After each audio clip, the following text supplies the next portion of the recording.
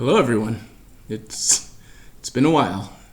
So I don't think there are many people still watching my channel or subscribed to it, but I guess I feel the need to speak into the void as I turn a year older. I've not posted a video to this channel for a few years. It's not because I'm dead, but I have found that I have less of a fire inside me about talking about the harm I think some religious teachings cause in the world. Over the course of the COVID-19 pandemic, I also have had a lot of time for introspection. When I first started this channel in 2010, I was fresh out of deconverting from a pretty fundamentalist form of Christianity and had a lot of frustrations, and if I'm being honest, I had a lot of anger to work through as well. Those feelings manifested as this Skeptic Talk channel. At the start of the 2010s, every day it seemed like I had new ideas for counter-apologetics videos or reflections about my own experiences or some new commentary about current events at the time. Over these few years, I began to develop a small following of people who were interested in what I had to say or who had gone through similar deconversion experiences from either Christianity or the Jehovah's Witnesses or other religions. So yeah, I developed a little bit of a following. Many of my early videos were directly talking into the camera, just like I'm doing right now. But eventually I preferred speaking over images. It was fun to play around with many formats and different ways of putting things together. While for the most part I still agree with many of the sentiments I expressed in those videos, I do sometimes cringe at the way they were sometimes expressed. I had learned a sort of aggressive form of apologetics when I was a Christian, and when I was no longer a Christian, I think I took all of those habits and aimed them in the opposite direction. It also seems like the freshly deconverted version of me from the early 2010s absorbed a lot of the strident rhetorical style of the so-called new atheists that were popular at the time. Richard Dawkins and Sam Harris come to mind. I sometimes felt that the more outlandish and offensive I could be, the better. On my own occasions, on some occasions, I was just kind of sincere but clumsy, but on some very rare occasions that manifested as words and images that sometimes could be constructed as what some might call Islamophobia or Islamophobic. Now, I want to make it clear that I in no way feel like critiques of Islam or any other religion are off limits or out of bounds. I certainly do not agree with many parts of the religion, and have found things I disagree with while reading my own copy of the Quran. But there does seem to be a certain kind of bigotry in countries that have recently received large amounts of immigrants from predominantly Muslim-majority countries, where critiques of Islam and the Quran are used as a cover for the promotion of xenophobia and exclusion.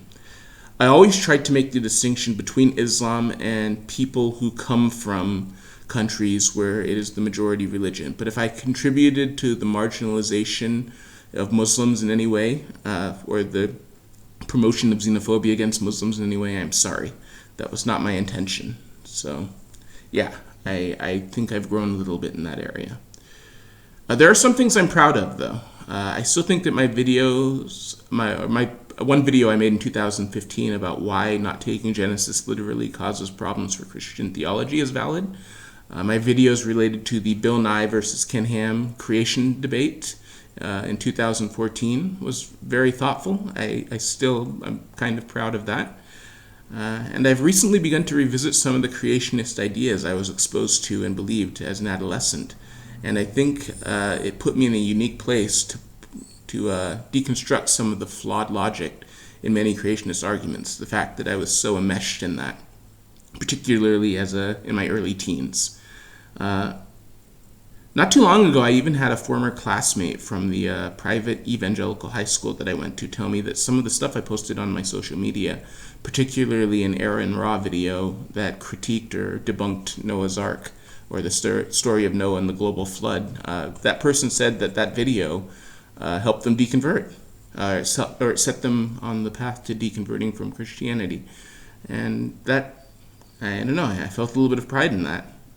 And maybe a little bit of, maybe thought that some of what I was posting was worth it.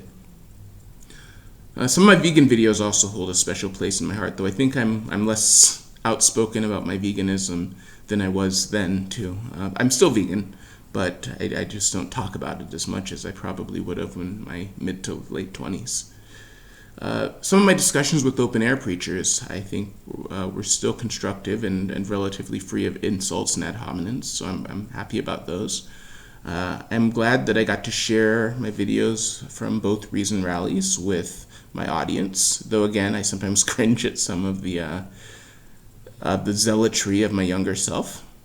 Though I continue to think that the Abrahamic religions have some very, very bad ideas in them, I'm not sure that I should throw the baby out with the bathwater.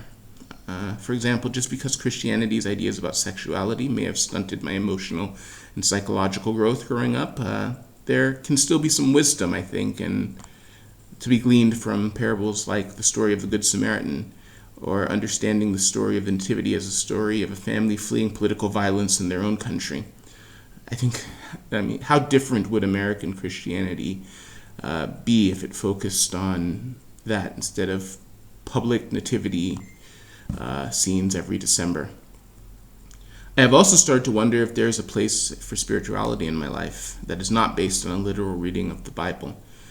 Now, the way I was brought up, the idea of good spirituality and biblical literalist Christianity were one and the same. Any other form of spirituality was at best false and at worst demonic. Yet here I find myself now, definitely not the Bible-believing Christian of my teenage years, but also no longer the new atheist of my late 20s. And I'm still trying to navigate that, the balance between those two things. Who knows, maybe I never find that balance, and maybe the journey is more important than the destination. So, yeah. Anyway, for the few of you who may be listening, or who may somehow still be subscribed to my channel, thanks. I used to always say answer the questions by questioning the answers to those my videos, but I think today I will say take care of yourselves and be kind to each other.